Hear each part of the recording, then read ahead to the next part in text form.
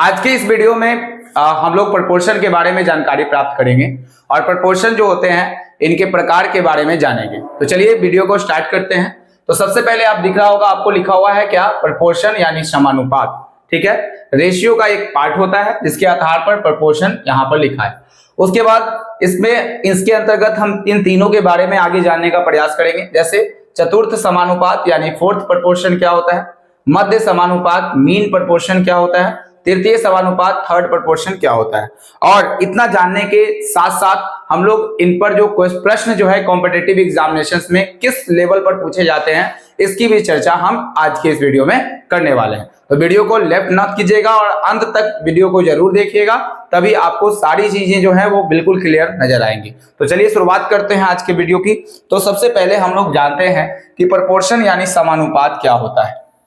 ठीक है, बहुत लोगों को ये कंफ्यूजन रहता है जहां पर कि थर्ड प्रपोर्शन सिर्फ फॉर्मूला रट लेते हैं और फॉर्मूला रटने के साथ ही वो क्वेश्चन को समझ नहीं पाते हैं। तो हम लोग दोनों तरीके से आज इसमें बात करेंगे। सबसे पहले अगर बात करते हैं प्रपोर्शन यानी समानुपात की, तो एक पॉइंट लिखेंगे सबसे पहले और फिर हम समझने का प्रयास करेंगे। यदि चार संख्याएं ए बी सी डी समानुपात में हो तो, यानी कि चार संख्याएं जो हैं ए बी सी डी वो क्या है, समानुपात में है, तो यानी if four numbers A B C D are in proportion then, यानी चार संख्याएं जब समानुपात में है तो क्या, कैसे इस चीज को हम लोग बनाएंगे। देखिए सबसे पहले बात यह है कि चार संख्याएं चारों समानुपात में है, तो एक बात हमको यह समझना है कि जैसे हम अनुपात की बात करते हैं तो ये होता है ए अनुपात बी, यानी दो संख्याओं का जो अनुपात होता है हम तो उसको अनुपात बोलेंगे, लेकिन जब इसमें चार संख्याएं इंक्लूड की जाती हैं तो इसका मतलब होता है ये समानुपात का साइन होता है, यानी कि डबल डॉट आप लगाते हैं यहाँ पे तो सी अनुपात डी। यानी कि आप समानुपात को कैसे डिफाइन कर सकते हैं कि अगर दो संख्याओं, अगर ऐसा बोला जाए कि दो संख्याओं में अगर पूछा जाए कि यहाँ पर जो साइन लगा है वो क्या है, तो अनुपात है, और अगर ये पूछा जाए कि दो अनुपातों के बीच का जो अनुपात होता है उनको हम लोग बोलते हैं समानुपात। यानी कि यहाँ पर एक अनुपात कौन सा है, ए अनुपात बी, दूसरा अनुपात कौन सा है, सी अनुपात डी। तो हम लोग प्रपोर्शन को यानी समानुपात को इन चार डॉट के द्वारा सूचित करते हैं। ध्यान रखना है आप इसको बात को। अब देखिए इसका आधार क्या होता है उसको समझना है। जैसे अनुपात का मतलब होता है जब हम इसको तोड़ते हैं तो ये a बटा b में कन्वर्ट होता है, और इस वाले दोनों डॉट को बराबर के रूप में लिख सकते हैं। इसको लिखेंगे c बटा d लिख देते हैं। ठीक है, तो ये जो हो गया आपका बेसिक कॉन्सेप्ट जो हो गया वो इसके आधार पर हो गया। अगर हम इसको क्रॉस कर दे तो a के साथ जो है वो d गुना हो जाएगा और b के साथ जो है वो कौन गुना हो जाएगा, c, और दोनों का मान जो होगा वो आपस में बराबर होगा। इसको आप इस तरह से भी याद रख सकते हैं कि प्रपोर्शन को क्लियर करने के लिए कि यहाँ पर दो बाहर वाली संख्याओं को गुना कर दे उनका मान और दो अंदर वाली संख्याओं को गुना कर दे उनका मान, अगर दोनों को जो गुना कर दिया जाता है तो दोनों आपस में क्या होते हैं, बराबर होते हैं। तो ये प्रपोर्शन के आधार पर जो चीजें हैं वो दिखाई गई हैं।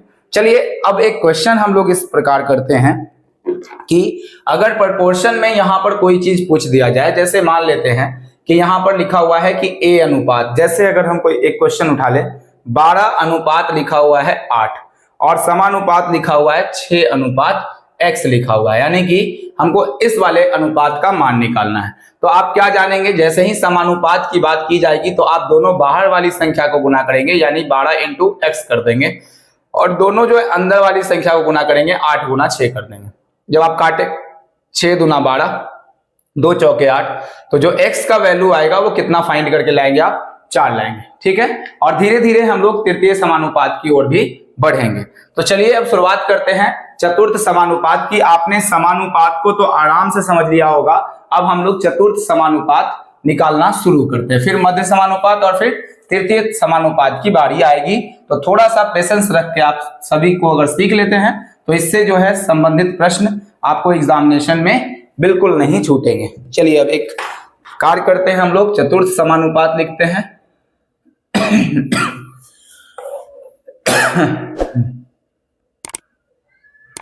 चतुर्थ समानुपात यानी फोर्थ प्रपोर्शन,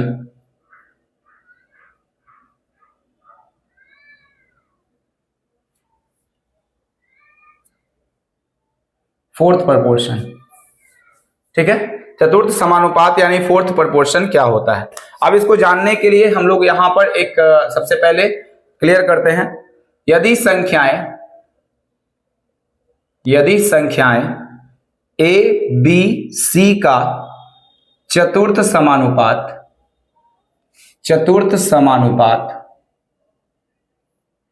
x हो तो, चतुर्थ समानुपात x हो तो इफ, इंग्लिश में आप लिख लीजिए, fourth proportion of a b c is x, then तब क्या होगा यहां पे। तो बहुत ध्यान से हमने इस बात को पढ़ा, जब भी फोर्थ प्रपोर्शन निकालने के लिए आएगा तो वहां पर आपको एक चीज ध्यान देना है, तीन संख्याएं होंगी और तीनों संख्याओं को आपको देखना होगा।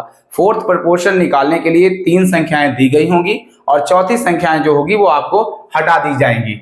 यानी कि अगर हम लिखें कि यदि संख्याएं एबीसी का चतुर्थ समानुपात x हो, चतुर्थ समानुपात का मतलब कि पहले दोनों का जो अनुपात होगा वो अगर हम समानुपात यहां लगा देंगे तो c होगा, और जो चौथा वाला यहां पर गायब किया हुआ है उसका मान क्या है, x होगा। तो इसका मान वैल्यू कितना हो जाएगा, x। अब बहुत ध्यान से समझिए, अभी हमने आपको कॉन्सेप्ट समझाया है कि ज्यादा कुछ करने की जरूरत नहीं है, दोनों बाहर वाली संख्याओं को गुना करेंगे और जो दोनों अंदर वाली संख्या है उनको गुना करेंगे। तो a गुना x का जो वैल्यू हो जाएगा वो क्या होगा, b गुना c हो जाएगा। अगर हम x के वैल्यू का मान निकाले तो b इंटू सी बटा कितना हो जाएगा, a आ जाएगा।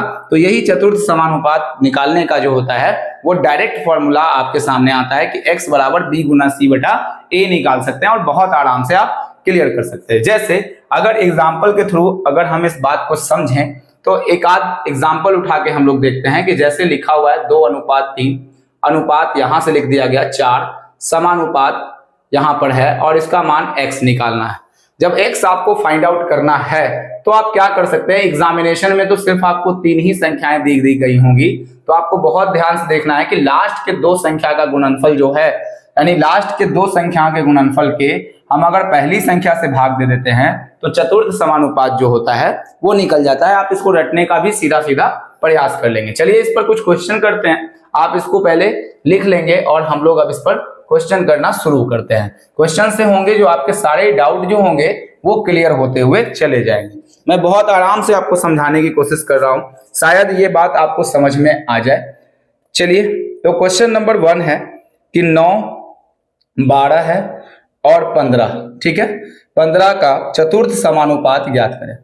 चतुर्थ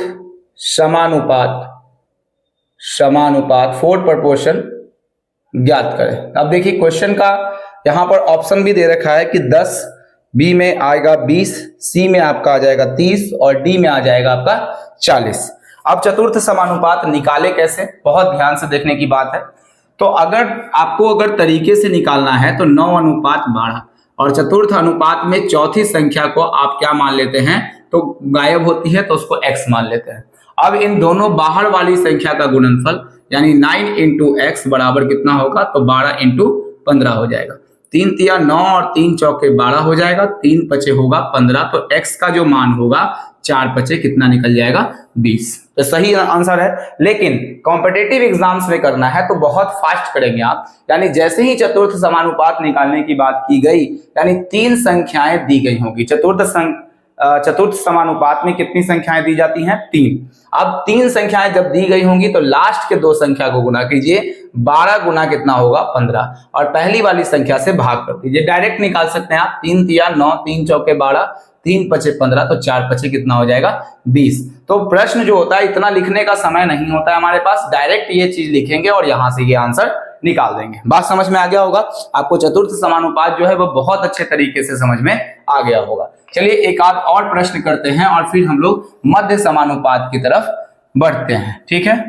जैसे कि एक क्वेश्चन और लिखा हुआ है, इस तरह से देखेंगे आप कि यदि 10, 15 और 20 का चतुर्थ समानुपात चतुर्थ समानुपात ज्ञात करें। ठीक है, यहां पर यदि नहीं था 10, 15, 20 का चतुर्थ समानुपात ज्ञात करें। हम क्वेश्चन लिख रहे होंगे तो आपको आंसर भी पता चल गया होगा और बहुत फास्ट आप आंसर भी देख सकते हैं। तो देखिए, जैसे ही चतुर्थ समानुपात आया, इन दोनों संख्याओं को गुना करिए, बाद वाली दो संख्याओं को, और भाग कर दीजिए पहले संख्या से। ये कट जाएगा तो 15 गुना आंसर कितना आ जाएगा, 30 आ जाएगा। तो ये बात आपको चतुर्थ समानुपात में पता लग गया। यानी चतुर्थ समानुपात में 3 संख्याएं गिवन होती है और चौथी संख्या जो होती है वो गायब कर दी जाती है, जिसको आपको फाइंड आउट करना होता है। चलिए एक क्वेश्चन और हम इस पे लिख देते हैं, उसका आंसर आप कमेंट बॉक्स में बिल्कुल करेंगे। ठीक है, अगर आप पूरा वीडियो देख रहे हैं तो। जैसे क्वेश्चन है कि 18, 12 और 42 का चतुर्थ समानुपात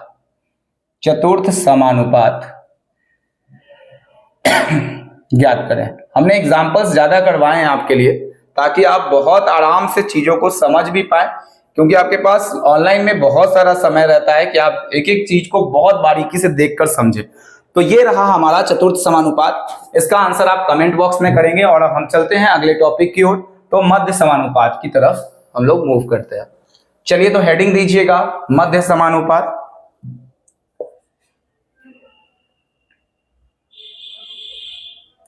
मध्य समानुपात को अभी हमने पढ़ा मीन प्रोपोर्शन, हिंदी इंग्लिश दोनों लिखते चलेगा। मध्य समानुपात को हम लोग बोलते हैं मीन प्रोपोर्शन।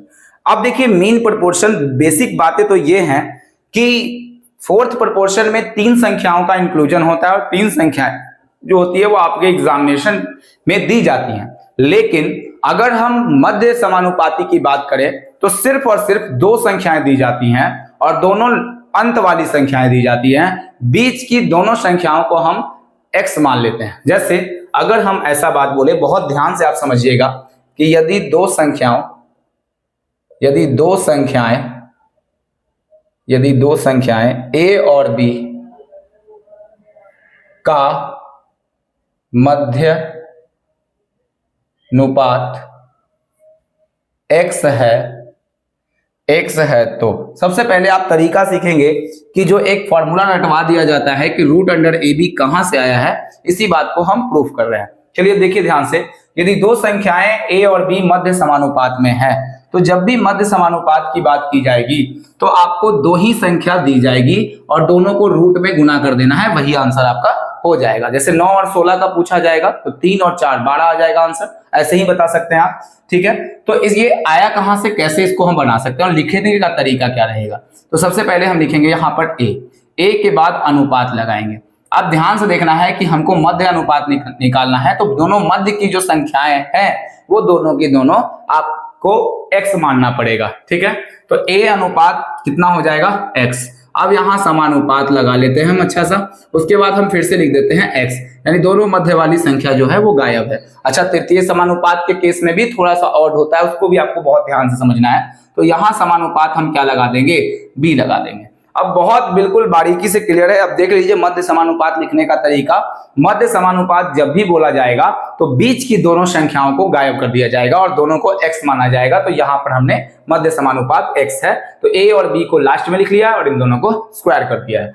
अब आप जानते हैं कि इन दोनों का गुना होता है और समानुपात में इन दोनों का गुणनफल आपस में बराबर होता है। अगर हम इन दोनों का गुणनफल कर दे तो x को x से गुना करेंगे x स्क्वायर और a को गुना करेंगे b से, तो a b होता है। अगर हम x का वैल्यू निकालेंगे तो रूट अंडर क्या निकलेगा, a b। तो ये इसका जो है वो प्रश्न का आंसर होगा। यानी कि सीधा सा बात ये है कि अगर 2 संख्याएं समानुपात में हैं और उसका मध्य समानुपाती पूछा जाएगा तो दोनों संख्याओं को उठा करके रूट में आपको गुना कर देना है, जैसा कि हमने आपको यहाँ पे दिखाया है। चलिए अब आगे बढ़ते हैं और इस मध्य समानुपात को और थोड़ा सा क्वेश्चन इस पे करने की कोशिश करते हैं। बहुत छोटा सा पार्ट था ये, जिसमें आपको ये बातें समझनी थी। चलिए आगे बढ़ते हैं हम लोग और कुछ क्वेश्चन करते हैं। जैसे कि क्वेश्चन है आपका पहला नंबर कि 16 और 25 का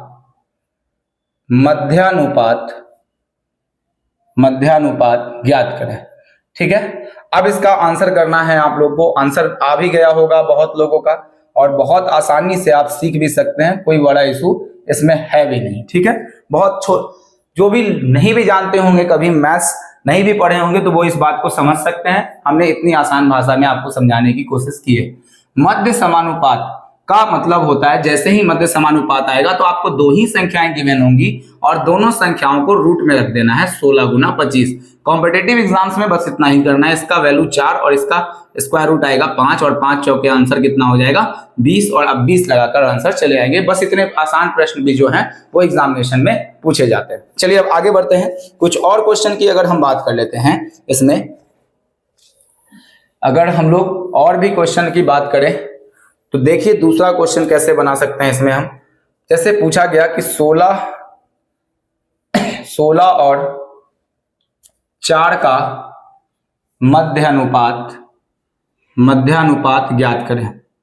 ठीक है, अब इसके मध्य अनुपात ज्ञात करने पर जो प्रश्न है तो ऑप्शन में दिया हुआ है कितना 8, बी 9, सी कितना हो जाएगा 10 और डी कितना हो जाएगा 12। अब आपको देखने का भी जरूरत नहीं है स्क्रीन पर, यानी सीधा देखना है कि रूट अंडर में जाएगा तो 16 का आएगा 4 और 4 का आएगा 2, 4 दूना आंसर क्या लगा देंगे आप 8। ठीक है, तो स्क्रीन पर देख के इसका आंसर आप लगा सकते हैं, बहुत आसान चीज है। अगर हम बोले कि एक प्रश्न हम आपके लिए छोड़ रहे हैं फिर से इसमें, 36 और 49 का मध्य अनुपात ज्ञात करें। ठीक है, मध्य अनुपात होता है इसका, अब मध्य अनुपात ज्ञात करना है तो 42 हो जाएगा, ऑप्शन में 43 है, सी में 44 भी है और डी में जो होगा वो कितना होगा 45। इसका जो आंसर है आप कमेंट बॉक्स में बिल्कुल करेंगे। अगर आपने इस वीडियो को सही तरीके से देखा है तो आप पूरी तरीके से इस बात को समझ रहे होंगे। ठीक है, चलिए अब हम लोग आगे बढ़ते हैं और आगे वाले प्रश्नों पर आगे कॉन्सेप्ट तृतीय समानुपात की तरफ हम लोग मूव करते हैं। बहुत सावधानी से समझने का प्रयास करेंगे। तो हम लोग क्या लिखते हैं यहाँ पे, तृतीय समानुपात। ठीक है, तृतीय समानुपात का मतलब क्या होता है, थर्ड प्रोपोर्शन की बारी है तो बहुत ध्यान से समझिएगा क्योंकि ये थोड़ा सा इसका प्रूफ जो होता है वो थोड़ा सा अजीब होता है। तृतीय समानुपात का मतलब होता है थर्ड प्रोपोर्शन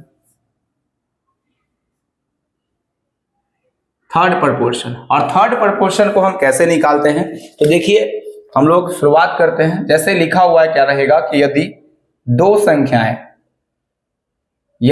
संख्याएं इसमें भी दो ही संख्याएं दी जाती हैं, मतलब थर्ड समानुपात में जो है इसमें भी दो ही संख्याएं दी जाती है। यदि दो संख्याएं a और b का तृतीय समानुपात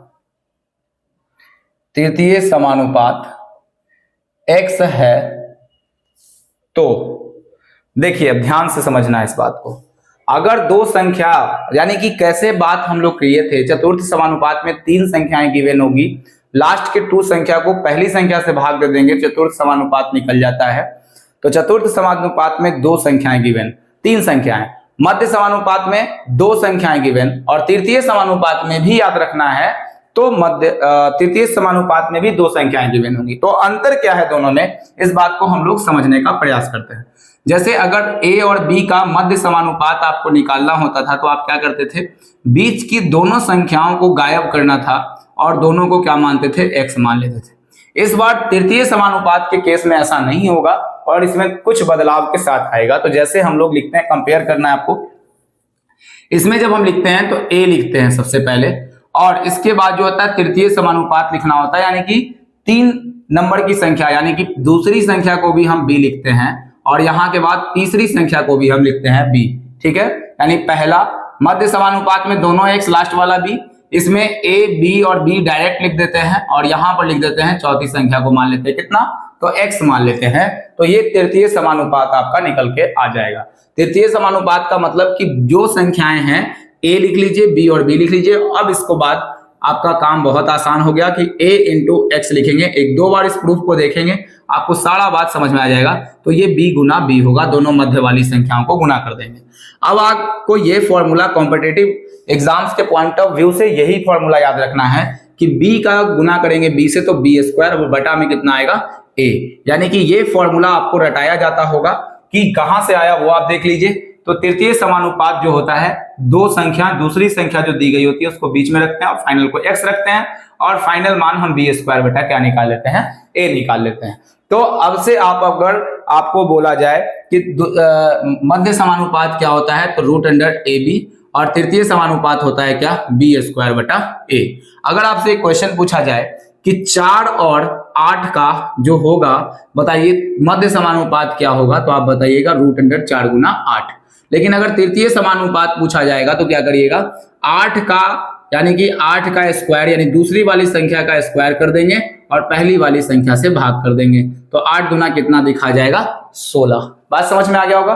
तो तृतीय समानुपात जो है वो इस तरीके से फाइंड आउट किया जाता है। अब हम इस पर कुछ आधारित प्रश्न को कर लेते हैं और फिर आपको बनाने के लिए दे देते हैं, और ये सेशन आपका जो होगा वो लाभदायक सिद्ध होगा आपके लिए। आप आगे बहुत अच्छा इसको पढ़ के इस बात को क्लियर कर सकते हैं। देखिए ध्यान से कि 8 और 12 का तृतीय अनुपात